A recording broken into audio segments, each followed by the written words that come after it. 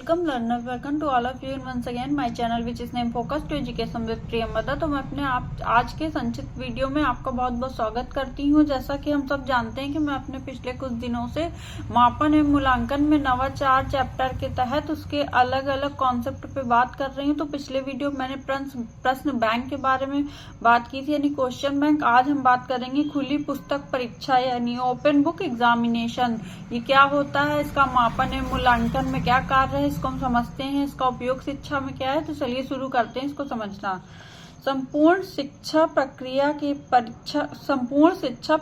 के परीक्षा केंद्रित हो जाने से शिक्षाविद अत्यंत चिंतित है।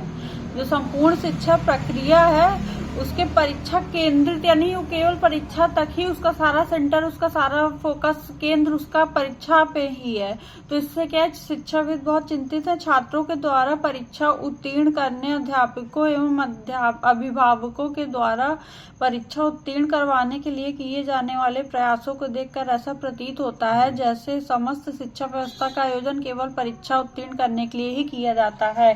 छात्रों के द्वारा परीक्षा उत्तीर्ण करने, अध्यापकों एवं अभिभावकों द्वारा उत्तीर्ण करवाने के लिए किए जाने वाले प्रयास जो प्रयास हैं उसे देखकर ऐसा प्रतीत होता है कि समस्त शिक्षा व्यवस्था का आयोजन केवल परीक्षा उत्तीर्ण करने के लिए ही किया जाता है। मतलब परीक्षा हम जो भी आयोजन करते हैं समस्त परीक्षा का, उसका हम केवल परीक्षा उत्तीर्ण करने के लिए ही कर रहे हैं। बाकी चीजों से हमारा फोकस हट गया। बाकी चीज जो एक्स्ट्रा करिकुलम एक्टिविटीज है या कोई क्रिएटिव चीज छात्र कर रहा है, इस प्रकार से। फिर शिक्षा संस्थाओं में अध्ययन तथा अध्यापन की प्रवृत्ति धीरे धीरे गौड़ होती जा रही है। यानी कि यहाँ पर ये बताया जा रहा है कि जो शिक्षा संस्थाएं, इंस्टीट्यूट है, बड़े बड़े कॉलेजेस हैं, उसमें अध्ययन तथा अध्यापन की प्रवृत्ति धीरे धीरे गौड़ होती जा रही है। समाज में ज्ञानवान व्यक्तियों की तुलना में उच्च प्रमाण पत्रधारी व्यक्तियों को अधिक प्रतिष्ठा मिलने लगी है। समाज में जो ज्ञानवान व्यक्ति उनकी तुलना में क्या हो रहा है, खुली बुक परीक्षा के जरिए उनको प्रमाण पत्र पे प्रतिष्ठा मिलने लगी है। जो परीक्षा का प्रमाण पत्र है उस पर उनको प्रतिष्ठा मिलने लगी है। फिर है उच्च कक्षाओं में प्रवेश के लिए तथा रोजगार हेतु चयन में भी प्रमाण पत्र पर अंकित उपलब्धियों पर ही अधिक जोर दिया जाने लगा है। यानी जब हम उच्च कक्षाओं में प्रवेश करते हैं या रोजगार नौकरी की तलाश में जाते हैं तो चयन में भी जो प्रमाण पत्र है उसी में की जो अंकित उपलब्धियां हैं उस पर अधिक जोर दिया जाता है। बच्चे की बाकी क्षमता क्या है, बाकी कैपेसिटी क्या है, उसका लर्निंग प्रोसेस कैसा रहा है, इस पे उसका ध्यान नहीं दिया जाता है। तो यह एक बहुत बड़ी समस्या है आज के समय में। फिर शिक्षा के परीक्षा केंद्र होने का दुष्परिणाम यह हुआ कि प्रमाण पत्र तथा अंक पत्र को प्राप्त करना ही शिक्षा का पर्याय मान लिया गया है। क्या हुआ, इसका शिक्षा के जो परीक्षा केंद्रित हो गई, इसका दुष्परिणाम हुआ कि जो प्रमाण पत्र है, हमारा सर्टिफिकेट है, हमारी मार्कशीट है, उसको ही शिक्षा का पर्याय यानी पर्यायवाची यानी शिक्षा को यहीं तक सीमित कर दिया गया है। बहुत सीमित में, कई सीमाओं में से बांध दिया गया है सीमा में। तो ये आज का एक दुष्परिणाम है जो बाहर निकल के आता है। शिक्षा प्राप्त करने का मुख्य उद्देश्य परीक्षा उत्तीर्ण करके प्रमाण पत्र प्राप्त करने तक ही सीमित रह गया तथा ज्ञान अर्जन करना गौण हो गया है। ऐसी स्थिति में अध्ययन अध्यापन हेतु कठोर परिश्रम करने की भावना धीरे धीरे लोप होती जा रही है। इससे क्या हो रहा है कि धीरे धीरे कठिन परिश्रम की भावना जो है लुप्त होती जा रही। ज्ञान का हमने गौड़ रूप से कर दिया है, मतलब गौड़ स्तर कर दिया है ज्ञान का कि शून्य है, गौड़ है।